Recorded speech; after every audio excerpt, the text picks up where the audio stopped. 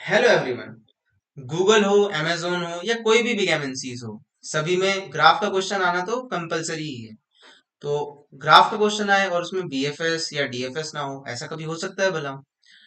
But भैया दिक्कत तो यही आती है यार, ये बीएफएस डीएफएस एक तो इतने सारे एल्गोरिदम है। ऊपर से ये एल्गोरिदम पढ़ो, फिर याद रखो, फिर कौन सा कहाँ लगाएं वो अलग से याद रखो। तो आज हम इसी कॉम्प्लेक्सिटी को दूर करेंगे।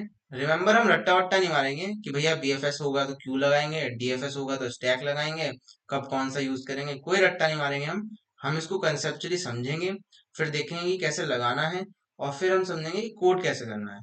तो हमारा जो आज का ये प्रॉब्लम रहेगा, इसके तीन मेजर पार्ट रहेंगे। नंबर वन हो जाएगा हमारा प्रॉब्लम अंडरस्टैंडिंग, कि भैया प्रॉब्लम तो आ जाती है, उसे समझ ही नहीं पाते क्या लिखा है, उसको डिकोड ही नहीं कर पाते कोडिंग फ्रेज में। दूसरा रहेगा भैया, हमें भी पता है ये प्रॉब्लम है, हमें भी पता है कि अगर हमें ग्रुप वाइज देंगे कि भैया ये ग्राफ से प्रॉब्लम आई थी, डीएफएस आई थी, तो हम भी कर देंगे इसको। लेकिन ओरिजिनल हमें ये थोड़ी पता रहेगा कि ये कहाँ से प्रॉब्लम उठ के आई है। हमें तो एक जेनरिक अप्रोच बताओ जिसे फॉलो करके हमें पता चलेगा कि हाँ भैया इसमें हमें बीएफएस ही लगानी थी, या इसमें हमें डीएफएस लगानी थी, या इसमें हमें नॉर्मल कोई सा एल्गोरिदम लगाना था, या ग्रीडी लगानी थी। तो हम वो भी डिस्कस करेंगे। और तीसरा रहेगा हमारा कोडिंग पार्ट, कि भैया कोड कैसे करना है। अब आपने मुझे समझा दिया, समझा तो हर कोई दे, मैं भी समझ जाता हूँ, कभी कभी एग्जामिनर को भी समझा देता हूँ, लेकिन कोड नहीं हो पाता है। तो वही समझेंगे अब हम। तो without wasting any time, let's get started. तो पहले हम प्रॉब्लम समझते हैं कि प्रॉब्लम को कैसे डिकोड करना होता है कोड के फॉर्मेट में। तो प्रॉब्लम में क्या दिया हुआ है? प्रॉब्लम में कहा है कि भैया एक m×n ग्रिड का स्कूल है। मैंने कहा बहुत बढ़िया, स्कूल है ना, कोई दिक्कत नहीं है। Where each cell can have one of the three values, 0 1 2, 0 representing empty cell, 1 representing uninfected student, or 2 represents a zombie. Every minute, any uninfected student that is a 4 directionally adjacent to an infected student gets infected. Return the minimum number of minutes that must elapse until no cell has an uninfected student. If this is impossible, return -1. अब मैं बताता हूँ। सबसे पहले आपको question ऐसा direct नहीं पढ़ना, पूरा का पूरा क्वेश्चन ऐसा पढ़ लिया, ठीक है। सबसे पहले ऊपर ऊपर से पढ़ो, m×n ग्रिड स्कूल दिया हुआ है, one of the three values हैं, चलो ये तो तीन पैरामीटर्स हो गए। फिर ये कंडीशन हो गई, जो हमारा वो बनेगा, कोड सॉल्व करने की कंडीशन बनेगी। तीसरा फिर हमें जो रिजल्ट निकालना है वो है। तो कोई भी प्रॉब्लम हो, आपको ना तीन चीजें हमेशा दी हुई होंगी, तीन चार चीजें। सबसे पहले तो एक सेटअप होगा क्वेश्चन का, कि क्वेश्चन सेटअप करा गया होगा कि क्या है पूरा सेटअप। जैसे इसमें सेटअप क्या है, m×n ग्रिड स्कूल सेटअप है। फिर उसकी कंडीशन दी गई होंगी कि भैया इसका मीनिंग ये है, उसका मीनिंग ये है, तो आपको भी इस तरह से चलना है। फिर हमारा क्वेश्चन का वो होगा, मेन केस होगा क्वेश्चन का, कि क्वेश्चन क्या हमसे चाहता क्या है। तो क्वेश्चन की मेन कंडीशन ये 4 डायरेक्शनल वाली है। और फिर चौथा है कि हमें आउटपुट क्या करना है। अगर आपने ये फिगर आउट कर लिया ना, तो क्वेश्चन का 30% आप कवर अप कर दोगे, with practice and all things. चलो ठीक है भैया, आपने कहा, हमने देख लिया। अब क्वेश्चन ध्यान से, तो अब हमने इतना तो पढ़ लिया, अब हम क्वेश्चन पढ़ेंगे ध्यान से, क्योंकि अब हमारे पास रूपरेखा तैयार है इसकी। अब हम क्वेश्चन ध्यान से पढ़ेंगे। तो क्वेश्चन ये कह रहा था कि एक m×n का ग्रिड स्कूल है, ठीक है। तो हमारे मन में पहला आना चाहिए कि m×n के साइजेस क्या हैं, कॉन्स्ट्रेंट्स क्या हैं, ये देखना हमारा पहला दायित्व बनेगा, ठीक। वो हमने देख लिया क्योंकि इससे हमारी टाइम कॉम्प्लेक्सिटी और स्पेस कॉम्प्लेक्सिटी पर इम्पैक्ट पड़ेगा। फिर दूसरा हमने पढ़ा, चलो, कि where each cell can have of these three values. Zero का मतलब है कि एम्प्टी सेल है भैया, जीरो का मतलब कोई नहीं बैठा इस सीट पे, क्योंकि हम स्कूल में है ना। एक का मतलब है एक नॉर्मल बढ़िया सा बालक बैठा हुआ है, जो बिल्कुल फ्रेश है, कोई इन्फेक्शन इन्फेक्शन नहीं है इसको। और दूसरा है जोम्बी, ये गया मर बेचारा, ठीक है, ये जोम्बी बना बैठा है। और वो कह रहा है कि अगर कोई भी एक अनइन्फेक्टेड स्टूडेंट यानी वन किसी जोम्बी यानी टू के डायरेक्शनली एडजेसेंट बैठा हुआ है, यानी कि राइट, लेफ्ट, टॉप या बॉटम, अगर वो यहाँ बैठा हुआ है, तो भैया वो भी इन्फेक्टेड हो जाएगा। मतलब ये जोम्बी इसको भी काट लेगा, इसको भी काट लेगा, इसको भी काट देगा, और इसको भी काट देगा। ठीक है, बहुत बढ़िया, ये मैं समझ गया। तो हमें निकालना क्या है? हमें निकालना है कि मिनिमम नंबर ऑफ मिनट्स कितनी होंगी जिसमें क्या होगा, कोई भी अनइन्फेक्टेड स्टूडेंट ना बचा हो, मतलब कि सारे zombies बन गए हों। अब देखो, ये तो उसने लिख दिया no cell has an uninfected student, कितना भारी सा हो गया। No cell has an uninfected student का मीनिंग क्या है? सारे के सारे इन्फेक्टेड हैं, मतलब सारे के सारे two two two two two two two two हैं। तो हमने पहले क्वेश्चन का वो समझा, रूपरेखा, कि भाई क्या क्वेश्चन का सेटअप है, क्या उसके पैरामीटर्स हैं, क्या कंडीशन बनने वाली है, और क्या आउटपुट बनने वाला है। फिर हमने क्वेश्चन को पढ़ा ध्यान से और उसको प्रॉब्लमेटिक एक कोड बेस की तरह समझ लिया इसको कि कोड के फॉर्मेट में कैसे रहने वाला है क्वेश्चन, ये हमने समझ लिया। ठीक है, अब हम क्या करेंगे, एक टेस्ट केस पे इसको रन करके देखेंगे, क्योंकि बिना टेस्ट केस पे रन करे आप प्रॉब्लम का अप्रोच नहीं फाइंड आउट कर सकते हैं। मैंने कहा ठीक है भैया, आप कह रहे हो तो चलो करके देखते हैं।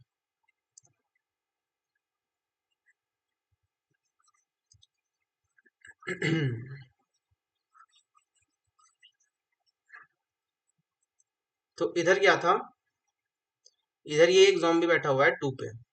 ठीक है भैया, ये बैठा हुआ है, ये क्या कर सकता है, ये अपने राइट पे काट सकता है, बॉटम पे काट सकता है, लेफ्ट पे काट सकता है, टॉप पे काट सकता है।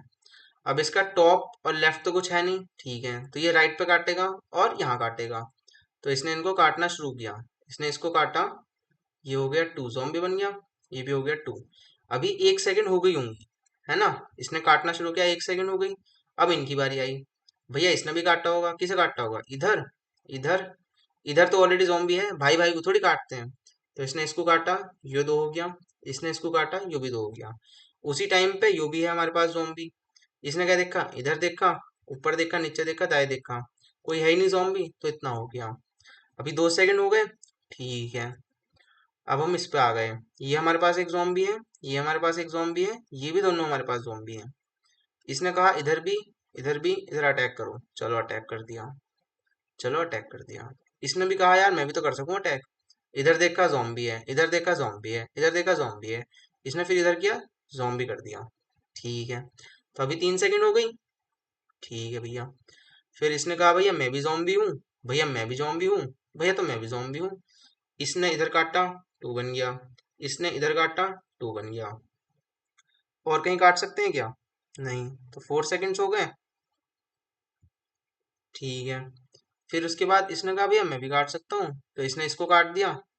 फिर और कोई बचा नहीं, तो ओवरऑल 5 सेकंड्स का हमारा टोटल टाइम आ गया, कि भाई 5 सेकंड लग गए इसको करने में पूरा।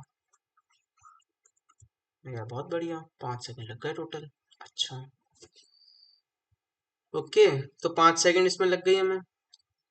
ओके, मिनट्स था तो ठीक है, 5 मिनट्स लग गई, माय बैड, मिनट्स हो जाएगा ये। खैर यूनिट से तो हमें कोई फर्क नहीं पड़ता, हमें तो सिर्फ आंसर से मतलब है, जो कि हमारा वैल्यू होती है। ठीक है भैया। तो यार तुम देख रहे हो यहाँ, एक पैटर्न नोटिस किया तुमने कि ये ज़ॉम्बी था तो ये भी एक साथ अटैक कर रहा था, ये ज़ॉम्बी था ये भी एक साथ अटैक कर रहा था।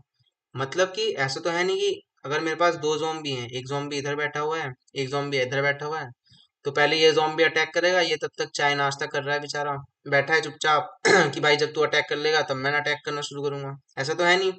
अगर ये एक स्कूल है, इधर एक ज़ॉम्बी है, इधर एक ज़ॉम्बी है, तो इधर से इसने अटैक करना शुरू किया चारों डायरेक्शन में, इधर से नीचे से इसने अटैक करना शुरू किया चारों डायरेक्शन में।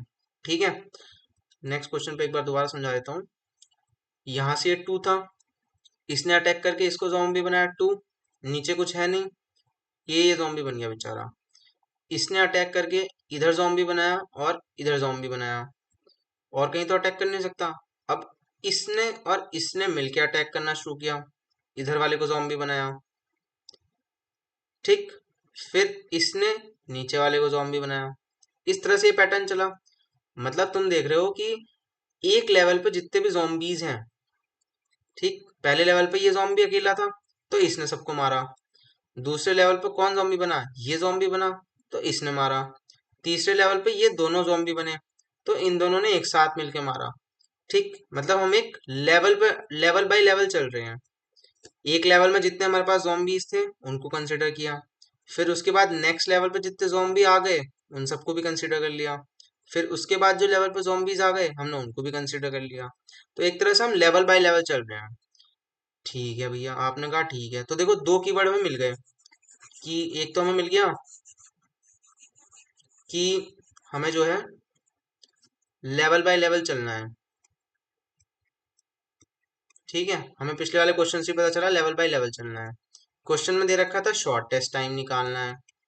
ठीक है, अच्छा, ओके, चलो इस क्वेश्चन को भी एक बार पूरा देख ही लेते हैं। ठीक है, पिछले वाले का 5 मिनट आया था, इसको देखते हैं। ये 2 था, इसने जॉम्बी बनाया इसको 2, 1 मिनट लग गई। फिर इसने जॉम्बी बनाया होगा नीचे और राइट में, 2 मिनट लग गई। फिर इन दोनों ने मिलके जॉम्बी बनाया होगा इसको, इनमें से कोई सा भी एक ले लो वो तो जॉम्बी बन जाएगा, 3 मिनट्स हो गई। फिर इसने इसको जॉम्बी बनाया, 4 मिनट्स हो गई। लेकिन अभी भी एक बंदा सेफ रह गया, ये बंदा तो सेफ रह गया, यानी कि सारे के सारे तो बने नहीं। तो उसमें लिखा हुआ था कि अगर सारे के सारे ना हो पाए, if this is impossible then return -1। तो इसका आंसर हो जाएगा अपना -1। ठीक है। ठीक है भैया, तो क्वेश्चन तो हम समझ गए कि कुछ तो लेवल बाय लेवल चलना है हमें। हमें तो लेवल बाय लेवल जाना है। एक बार इस जॉम्बी ने मारा, एक बार इस जॉम्बी ने मारा, फिर इन दोनों ने मारा, इधर भी, सब जगह से मारा। ठीक है, तो लेवल बाय लेवल चलना है। दूसरा हमें शॉर्टेस्ट टाइम निकालना है, क्योंकि उसने पूछा है मिनिमम नंबर ऑफ मिनट्स, है ना, सबसे कम टाइम में कौन मार पाएगा। ठीक है, तो तुम्हें इतना तो पता है, ये ट्रेवर्स करना है हमें। हाँ, तो हमारा तीसरा कीवर्ड क्या हो गया कि हमें ट्रेवर्स करना है। ठीक है, तो अब हम आते हैं बिगर प्रॉब्लम क्या थी हमारी, कि इस क्वेश्चन को अप्रोच कैसे करना है। हमारी यही तो बिगर प्रॉब्लम थी कि ये क्वेश्चन अप्रोच कैसे करना है हमें। तो हमने 3 कीवर्ड्स निकाल लिए। सबसे पहला तो ट्रैवर्सल कीवर्ड हो गया हमारे पास, कि हमें तो ट्रैवर्सल करना है भैया। ट्रैवर्सल कैसा करना है, लेवल बाय लेवल, यानी लेवल वाइज ट्रैवर्सल में करना ही करना है। तीसरा शॉर्टेस्ट पीरियड ऑफ टाइम वाला है। तो जहां भी तुम्हें ये दिख जाए ना कि भाई तुम्हें लेवल वाइज ट्रैवर्सल करना है, ठीक है, वहां तुम समझ लो वहां तुम्हारा एक ही ब्रह्मास्त्र होना चाहिए, बीएफएस एल्गोरिदम। ठीक है, समझ गए। मतलब तुम्हें इतना पता चल गया, एक तो लेवल बाय लेवल ट्रैवर्सल करना है, ऊपर से कहीं भी अगर तुम्हें शॉर्टेस्ट पीरियड ऑफ टाइम दिख जाए, वो भी लेवल बाय लेवल चलते हुए, तो बीएफएस ही लगता है ऑब्वियसली। तो आपने कहा भैया ठीक है, चलो आपने तो बता दिया बीएफएस लगता है। लेकिन सपोज करो मैं तो भूल गया उस टाइम बीएफएस लगता कैसे है, मैं तो भूल गया भाई, मुझे नहीं आता बीएफएस कैसे लगाना है। तो कैसे करेंगे भैया वहां हम। चलो कोई बात नहीं, हम है ना भाई इधर। अब हमें पता चल गया, सपोज किसी बंदे को पता चलेगा कि इसमें बीएफएस तो लगाना ही लगाना है। ठीक है, 211 और 111 112, उसने कहा बीएफएस तो लगाना ही लगाना है। लेकिन भैया यार, ये जोम्बी है एक और ये दूसरा जोम्बी है। तो इनकी पोजीशंस पता होनी चाहिए। सबसे पहले तो मुझे पता होना चाहिए पोजीशंस इनकी, अटैकिंग पोजीशंस पता होनी चाहिए ना।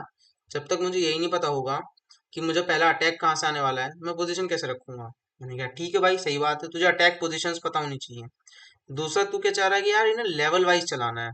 मतलब मैं ये चाहता हूँ कि सपोज पहले लेवल पे हमारे पास ये दो zombies थे, तो पहले ये अटैक, इनका अटैक हो दोनों का, फिर इनसे जो बनेंगे zombies, फिर उनका अटैक हम देखें।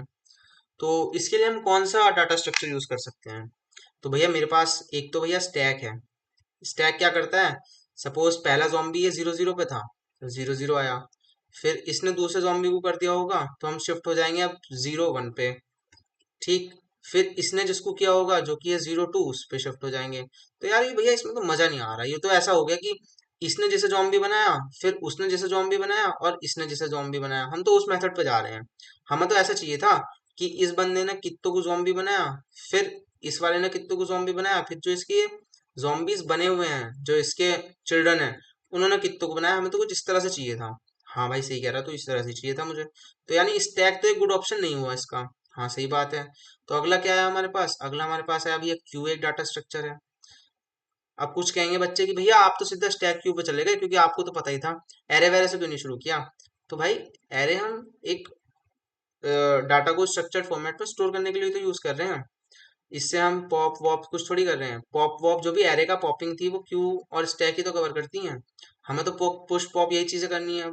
तो मैंने कहा क्यू पे चलते हैं सीधा फिर। इतना तो बेसिक तुम अगर प्रैक्टिस करोगे तो आ ही जाएगा। अब क्यू पे चलते हैं भैया। क्यू पे क्या होता है भाई, हमने जैसे इसको कहा कि भाई 0 0 था, पहले ये पुश हो गया, फिर भाई हमारा 2 2 पुश हो गया। ठीक, अब जो भी इसके चिल्ड्रन होंगे वो इसके बाद ही आएंगे 2 2 के। ऐसा तो है नहीं कि 2 2 के बीच में ही आ जाएंगे। मैंने कहा ठीक है, चिल्ड्रन चिल्ड्रन, ऐसे ही इसके चिल्ड्रन इन दोनों के बाद आएंगे। ठीक है ठीक है। तो कुल मिला के ये हमारा लेवल बाय लेवल चलाता चल रहा है। इससे क्या हो रहा है, हमारा लेवल बाय लेवल चल रहा है। तो इससे हमें पता चल गया कि भाई हमारा जो डाटा स्ट्रक्चर यूज होना है वो क्यू होना है।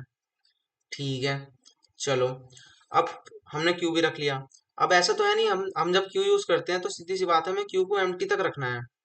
तो अब ऐसा तो है नहीं कि हमेशा इसको चलाते रहेंगे। ऐसे तो एक बार इसको बना दिया मैंने, फिर पॉप कर दिया, फिर थोड़ी देर बाद फिर से इस पे ही घूम के आ जाऊंगा, है ना। हमें एक टर्मिनेशन कंडीशन भी रखनी है कुछ, कि भाई ये टर्मिनेट कैसे होगा। तो उसके लिए हमने एक विजिटेड एरे सोचा कि यार एक विजिटेड एरे रखेंगे, जिससे हमें पता होगा कि कौन सा हमने एलिमेंट विजिट कर दिया है, यानी कौन सा बच्चा जॉम्बी ऑलरेडी बन गया है। नहीं तो कोड को कैसे पता कि ये 2 है तो इसको छोड़ दो, ये तो हो गया, ये पहले हो गया था तो छोड़ दो, ये वाला 2 पहले हो गया था ये छोड़ दो, ये कैसे पता होगा कोड बेस को। ठीक है, तो यानी हमें एक विजिटेड एरे भी रखना होगा। ठीक, तो हम ना बीएफएस को बीएफएस जानते ना हुए भी हम प्रॉब्लम को सॉल्व कर सकते हैं इस मेथड से। हमें थोड़ी पता था बीएफएस, हमें चलो पता भी चल गया बीएफएस, लेकिन नहीं पता बीएफएस कैसा लगता है। तो हमने फिर इसको स्टैंडर्ड नेटिव अप्रोच से पकड़ा, ये इसकी नेटिव अप्रोच है। तो अब जो बंदा समझदार होगा वो क्या सोचेगा, यार ये बीएफएस तो एक तरह से एक कॉमन जेनरिक हो गया कि बीएफएस में हमें अटैक पोजीशन निकालनी होती है, लेवल वाइज चलना होता है, जिसके लिए हम क्यू यूज करते हैं, और एक विजिटेड एरे बनाते हैं हम, ताकि हम बार बार लूप में न फंस जाएं। ठीक है, तो ये तो एक बेसिक स्टैंडर्ड जेनरिक अप्रोच हो गई। मैंने कहा हाँ सही बात है, जेनरिक अप्रोच तो हो गई एक। तो वो क्या सोचेगा, वो सोचेगा कि यार अब ना मैं जितने भी क्वेश्चन बीएफएस वाले होंगे सब में एक जेनरिक अप्रोच फॉलो करना शुरू करूंगा। तो जेनरिक अप्रोच क्या है भाई बीएफएस का, हमेशा इसमें एक स्टार्टिंग पोजीशन होगी, हमेशा इनमें स्टार्टिंग पोजीशन होगी। मैंने कहा हाँ बिल्कुल सही बात है। और ये स्टार्टिंग पोजीशंस या जो भी हम अटैकिंग पोजीशंस होंगे वो क्यू में लगेंगी। सही बात है। ये बीएफएस हमेशा एडजेसेंट पे पहले चलता है, क्योंकि ये क्या कर रहा है, लेवल वाइज चलता है। इसका मतलब ये अपने जो नेबर्स होंगे सबसे पहले उन पे ही अटैक करेगा। ठीक, फिर चौथी बात, क्यू में जब हम पुश कर रहे होंगे कोई भी चीज, तभी हम विजिटेड को जो है मार्क कर देंगे वन, या जो भी आप वेरिएबल, जो भी आप वैल्यू रखना चाहो वो रख सकते हो। ठीक है, तो इसने क्या पता कर लिया इससे कि भाई बीएफएस अप्रोच का ये तो जेनरिक अप्रोच है। ठीक है, अब इसी को ही हमें हर क्वेश्चन में फॉलो करना है। ठीक, तो अब हम उस क्वेश्चन की तरफ बढ़ते हैं और देखते हैं कि वो क्वेश्चन हम कैसे सॉल्व या कैसे अप्रोच कर सकते हैं। चलिए, मिनिमम इन्फेक्शन टाइम निकालना है, हमें ग्रिड दे रखी है। तो पहले तो हमें ग्रिड का रो और कॉलम पता होना चाहिए, सबसे बड़ी बात तो वही चीज है। ठीक है, तो भैया रो एंड कॉलम पता होना चाहिए, पता होना चाहिए। तो हमारे पास इंट एम हो जाएगा अपना ग्रिड डॉट साइज, और हमारे पास इंट एन हो जाएगा ग्रिड जीरो डॉट साइज। ठीक है भैया, मैंने ये बना दिया, बहुत बढ़िया बात है। ठीक है, अब क्या है भैया, अब मैं स्टार्ट कैसे करूंगा, तो सबसे पहले तो भाई वही बात है, अपने एक विजिटेड एरे बना लेते हैं। तो इंट विजिटेड, ये हो जाएगा एम और ये हो जाएगा एन। ठीक है, तो ये विजिटेड एरे हो गया अपना। ठीक है, अब ना भैया हमने विजिटेड एरे बना लिया, लेकिन क्यू भी तो बनानी पड़ेगी शुरू में, तो क्यू बना ली भैया उसके लिए। तो मैंने क्यू में मुझे क्या डालना है, क्यू में मुझे क्या डालना है, एक तो मुझे डालना है कोऑर्डिनेट्स, एंड टाइम भी तो डालना पड़ेगा ना अब जा, क्योंकि हमें तो at the end time return करना है तो हमें पता भी तो होना चाहिए ना टाइम कैसे रिटर्न करेंगे हम। ठीक, तो सपोज पहला जॉम्बी बना जीरो पे, फिर उसके जो चिल्ड्रन थे वो t+1 यानी 0+1 पे बने, फिर उसके जॉम्बी जो थे वो 1+1 दैट इज 2 पे बने। तो हमें ये टाइम भी इंक्रीज करते हुए चलना होगा with the comparison to the children, वो कब बन रहे हैं या किससे बन रहे हैं। ठीक है, तो कोऑर्डिनेट्स एंड टाइम बनाने होंगे। तो कोऑर्डिनेट्स क्या हो गया, एक्स वाई, और टाइम क्या हो गया, टी हो गया। तो अब हमें स्टोर करने के लिए क्या चाहिए होंगे भैया, हमें तो पता ही है कि अगर हमें ऐसे स्टोर करना है तो सी प्लस प्लस में हम पेयर का यूज कर सकते हैं। मैंने कहा बहुत बढ़िया, तुझे तो यार बहुत कुछ पढ़ी पता है यार। मैंने पेयर बनाया, पेयर में भैया यार ये तो हो गया हमारे इंट कॉमा इंट का पेयर, तो ये तो हो गया एक पेयर हमारा, ये हमारे एक्स एंड वाई कोऑर्डिनेट्स का हो गया मैंने कहा ठीक है। उसके बाद जो हमारा ये वाला पेयर है, इसमें हो गया इंट, और ये हो गया हमारा क्यू। अब हमें क्या करना होगा, हमें स्टार्टिंग पोजीशंस देनी होंगी इसको। ठीक है, स्टार्टिंग पोजीशन कैसे देंगे, तो भैया for int i is equal to 0, i less than m, i plus plus, for int j is equal to 0, j less than n, j plus plus. ठीक है, बेसिकली हम क्या कर रहे हैं, ग्रिड को ट्रेवर्स कर रहे हैं पूरा, ताकि हमें पता चल सके कि कौन सी पोजीशन पे हमारे zombies बैठे हुए हैं। तो अगर इफ यदि ग्रिड का m i and j equal equal to 2 है, भाई मतलब वहां जॉम्बी बैठे हुए हैं, जॉम्बी बैठा हुआ है, तो हम क्या करेंगे कि क्यू डॉट पुश कर देंगे। क्या पुश करेंगे भैया, भाई हम तो सिंपल सी बात है, हम पुश कर देंगे आई और जे, और साथ में पुश कर देंगे भैया 0। भैया 0 कैसे पुश कर दिया आपने, ऐसे तो गलत हो गया, हमें कैसे पता चलेगा 0 पुश करना। भाई पहली बार ही है ना, अभी जॉम्बी बैठा हुआ मिला है उसको, तो फॉर फर्स्ट टाइम है, तो फर्स्ट टाइम वाला जॉम्बी का टाइम कितना होगा, अभी टाइम इक्वल टू 0 है, अभी गेम स्टार्ट थोड़ी हुआ है, अभी तो मारना शुरू थोड़ी किया किसी को। तो क्यू इक्वल टू 0 हो गया, और ये पुश मैंने कर दिया। ठीक है, आपने कहा तो भैया ठीक है। अब चलो भैया ये तो पुश हो गए, तो हमें पता होना चाहिए कि यार ये तो ऑलरेडी विजिटेड है हमारे, भाई भाई को तो पता होना चाहिए ना कि भाई मैं तो खुद ज़ॉम्बी हूँ। पता कैसे करेंगे? विजिटेड ऑफ आई ऑफ जे से पता करेंगे ना कि मैं भी एक ज़ॉम्बी हूँ। ठीक है। अब ये एलसिफ वाली कंडीशन चलो छोड़ के रखते हैं, ठीक है, इसे बाद में बताएंगे तुम्हें। ठीक है, तो मैंने भाई सारे पुश कर दिए हैं अपने और मुझे पता चल गया है कि ज़ॉम्बी कौन से हैं। अब मुझे क्यू चलानी होगी ताकि नेबर्स को भी ज़ॉम्बी बना सकूं।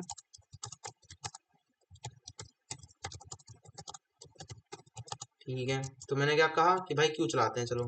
While not q dot empty, कि जब तक क्यू एम टी ना हो जाए तब तक।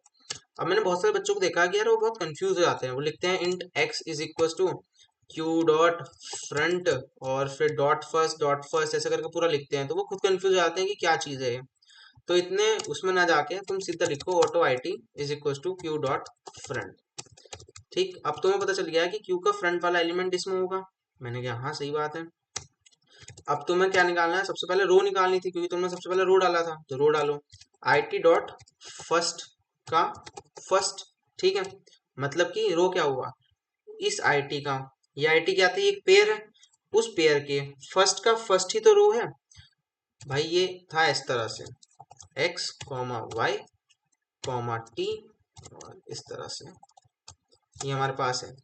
तो आई टी क्या हो गया? ये पूरा पार्ट आई टी हो गया, इसका फर्स्ट दैट इज ये पार्ट, और इस पेयर का भी फर्स्ट दैट इज ये पार्ट, हमारा रो हो गया।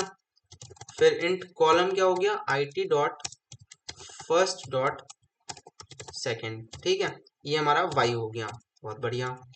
फिर हमारा इंट टाइम क्या होगा? I T dot second. भैया तो ये क्या हो गया? ये हमारा टी हो गया। मैंने कहा बहुत बढ़िया। अब देखो क्यू में सबसे पहले काम जो हम करते हैं वो है सिंपल, आप पॉप कर दो पुराना एलिमेंट ताकि एक एलिमेंट कम हो जाए। ठीक है, अच्छा भैया सही बात है, सही कह रहे हो आप। अब ना दिक्कत ये आ रही है कि भैया अब मुझे क्या है, एडजेसेंट यानी नेबर्स पे जाना है, नेबर्स पे मुझे जाना है। ठीक है, मैंने कहा चलो नेबर्स पे चलते हैं हम, और क्या। तो भैया नेबर्स पे जाए कैसे? तो मैं आपको दिखाता हूँ एक बार को, just give me a time. तो हमारे पास जो नेबर्स हैं वो कैसे है, सपोज मैं यहाँ खड़ा हूँ, सबसे पहला नेबर क्या हो जाएगा? ये हो जाएगा 0,1,0 पे। दूसरा नेबर यहाँ हो जाएगा, ये कहाँ पे होगा? -1,0 पे। तीसरा नेबर ये हो गया 0,1 पे। और चौथा नेबर कहाँ हो गया? ये हो गया भैया मेरा 0,-1 पे। तो अगर मैं एक्स एक्सिस के पॉइंट्स लूँ, अगर मैं कोऑर्डिनेट लूँ एक्स एक्सिस के, तो वे कौन से हो गए? वे हमारे हो गए कि भैया एक्स एक्सिस ही तो है। एक तो आपका -1 हो गया, मैं बिल्कुल रैंडम जा रहा हूँ, ठीक है, बच्चे इसको याद करके रखते हैं कि एन रो एन कॉलम का कुछ याद करके बैठे रहते हैं, उसका बिल्कुल बेसिक चलते हैं। हमें पता है कि हम बिल्कुल सेम अप्रोच पे नहीं जाएंगे लेकिन थोड़ा बहुत चलता है। -1 पकड़ा, पहला हो गया। दूसरा एक्स का वैल्यू क्या है? 1 है। तीसरी एक्स की वैल्यू क्या है? 0 है। चौथी एक्स की वैल्यू क्या है? 0 है। मुझे नहीं पता कि कोई ऐसा होगा कुछ या नहीं। ठीक है, इधर क्या करेंगे हम? y की वैल्यू लेंगे, तो -1 के साथ क्या थी? 0 थी। 1 के साथ क्या थी? 0 थी। फिर 0 के साथ क्या है? 1 है। 0 के साथ क्या है? -1 है। ठीक, अगर आपको ये चीज़ कंफ्यूजिंग लगे तो आप क्या कर सकते हो, आप ऐसा चारों कंडीशन लिख सकते हो, लेफ्ट की अलग, राइट की अलग, टॉप की अलग, बॉटम की अलग। ठीक है, चाहे तो आप वो भी कर सकते हो, कोई ऐसा उसमें इशू नहीं आता है। ठीक है, तो ठीक है भैया, आपने कहा तो चलो ठीक है। तो मैंने कहा कि भाई int n row is equal to, हम वही मानते हैं अपना जैसे हमने मान के चला है उधर, वही ले लेते हैं, -1 1 0 0, -1 1 0 0। ठीक है, int n column is equal to, अब -1 के साथ क्या थी? 0। 1 के साथ क्या थी? 0। 0 के साथ क्या है? 1। 0 के साथ क्या है? -1। और यहाँ आप दे दो एक बार कॉमा। ठीक है, तो ये हमारा बन गया। बढ़िया, आपने तो सही किया भैया। अब हमें चारों दिशाओं में आना है ना, तो for int i is equal to 0, i less than 4, i plus plus int, इसका कुछ नाम दे देते हैं, सपोज इसको मैं एन आर दे देता हूँ। ठीक है, इसको मैं एनसी दे देता हूँ, कुछ भी नाम दे सकते हैं। ठीक है, और फिर मैं कह रहा हूँ कि अब न्यू रो इधर देता हूँ कि यार जो नई रो बनने वाली है वो इधर दूंगा मैं। तो न्यू रो क्या होगी, हमारा जो रोट क्या आया है प्लस एन आर ऑफ आई हो जाएगा, प्लस इंट न्यू कॉलम क्या होगा, वो हमारा हो जाएगा कॉलम प्लस एनसी ऑफ आई हो जाएगा। सही बात है। अब भैया ये जो लेफ्ट जाना है, राइट जाना है, टॉप जाना है, बॉटम जाना है, ये हमारे विद इन एम और एन की रेंज में होने चाहिए ना। अगर हम उससे बाहर चले गए तो कुछ काम का ही नहीं है, तो हमें वो कंडीशन लिखनी पड़ेगी। तो भैया सही बात है, न्यू रो जो है वो greater than equal to zero होनी चाहिए। एंड जो न्यू रो है वो हमारी लेस देन एम होनी चाहिए, क्योंकि हमने एम ही यूज किया है फॉर रो। ठीक, उसके साथ साथ जो न्यू कॉलम आया है वो भी greater than equal to zero होना चाहिए। एंड देन जो न्यू कॉलम हमारा आया है वो लेस देन एन भी होना चाहिए। साथ ही साथ अब हम क्या कर रहे हैं, हम चेक कर रहे हैं कि हाँ एक स्टूडेंट होना चाहिए जो फ्रेश है, जो अनइंफेक्टेड है। तो and grid of this new row new column equal equal to one होना चाहिए। And visited of this new row new col must not be equal to one. भाई क्योंकि ग्रिड में क्या था, एक्टिव स्टूडेंट, एक फ्रेश स्टूडेंट है, उसको बाइट लग गया, तब भी जो ग्रिड का रहेगा वो तो वन ही रहेगा, विजिटेड का वन हो जाएगा। तो हम विजिटेड से चेक कर रहे हैं अपना भाई कौन है। ठीक है, मैंने देखा क्यू में पुश कर दो। क्यू में पैसे कैसे पुश करेंगे, सबसे पहले हम पुश करेंगे new row comma new col, और साथ में पुश करेंगे हम टाइम जो हमारा आया था उसमें प्लस वन करके। अब इसको भी ब्रैकेट में कर देंगे, तो हमने ये भी ब्रैकेट में कर दिया, तो हमने ये पुश कर दिया। ठीक है, ये पुश होने के बाद हम क्या करेंगे, क्यू डॉट पॉप कर देंगे, oh sorry q dot pop कह रहा हूँ, विजिटेड ऑफ न्यू रो और न्यू कॉल को we would be doing this as one. ठीक है, तो हमने क्या किया है, अब इसको मार्क कर दिया है। ठीक है भैया, आपने कहा तो हमने मार्क कर दिया। क्यू एम टी भी होने लग गई है, चलो बढ़िया है, क्यू एम टी होने लग गई है अब। हाँ, क्यू तो एम्प्टी हो गई, पर भैया अब फाइनल आ रहा है कि हम अब आउटपुट दें कैसे, आउटपुट दें कैसे, ये फाइनल टाइम कैसे पता चलेगा। तो सिंपल सी बात है, हमें आउटपुट एक फाइनल टाइम ही तो देना है, तो एक वेरिएबल रख लेते हैं int final time is equal to zero. ठीक है, हम क्या कर रहे हैं, हम हर एक एलिमेंट को उठा ही तो रहे हैं। ठीक है, तो यानी हर एक एलिमेंट जो हम उठा रहे हैं वो हमारे पास फर्स्ट एलिमेंट ही बन के आ रहा है। हर बार नया एलिमेंट जब जाएगा तो पुराना एलिमेंट, नया एलिमेंट उसकी वैल्यू आएंगी, फिर नया एलिमेंट उसकी वैल्यू आएंगी, पॉप होने के बाद उसकी वैल्यू आएंगी। तो जो लास्ट एलिमेंट बचेगा क्यू एम्प्टी होने से पहले, जो लास्ट एलिमेंट बचेगा उसी को ये डिनोट कर रहा होगा। मैंने कहा ठीक है, तो जो फाइनल टाइम होगा हमारा वो टाइम के बराबर हो जाएगा। मैंने कहा ठीक है। तो भैया सिंपल सा मतलब आपका मतलब है कि अगर मैं रिटर्न कर दूंगा सिंपल फाइनल टाइम तो मेरा काम हो जाएगा। मैंने कहा हाँ तेरा काम तो हो जाता, लेकिन ये काम सिर्फ तब होता जब वो हमेशा कहता कि हाँ भाई इतने जॉम्बी हैं कि हमेशा हर बार ही आपका पूरा का पूरा आइलैंड जॉम्बी बन जाएगा, पूरा का पूरा स्कूल जॉम्बी बन जाएगा। ठीक है, लेकिन ऐसा है नहीं, कुछ ऐसा भी बंदे हैं जो बेचारे छुपे बैठे हैं और वो बच जाएंगे एट दी एंड भी। तो हमें उन्हें कैसे पता चलेगा कि भैया कि सारे बन गए नहीं बन गए हैं। तो देखो सिंपल सा एक तरीका अपनाते हैं, हम ज्यादा कंफ्यूजिंग नहीं करेंगे। हम क्या करते हैं, अगर वो जो ग्रिड है उसमें आई और जे पे इक्वल इक्वल वन है, तो हम क्या कर लेंगे c n t plus plus कर देंगे। मतलब कि ये हमारा फ्रेश का काउंट होगा कि कितने बच्चे ऐसे हैं जो कि बिल्कुल बढ़िया अनअफेक्टेड हैं। तो अनअफेक्टेड बच्चे इस int c n t equals to zero. मैंने कहा ठीक है, c n t equal to zero हो गए, बढ़िया। ठीक है, अब हम जब इधर चल रहे थे, हम इधर क्या कर रहे थे, हम उन्हें तो काउंट कर रहे हैं जो बच्चे ज़ॉम्बी अब बन रहे हैं, बनने वाले हैं। ठीक है, तो हम इधर एक दूसरा वेरिएबल रख लेते हैं c n t two plus plus, हमने ये काउंट शुरू कर दिए। इधर वो वेरिएबल डिफाइन कर देते हैं int c n t two equals to zero.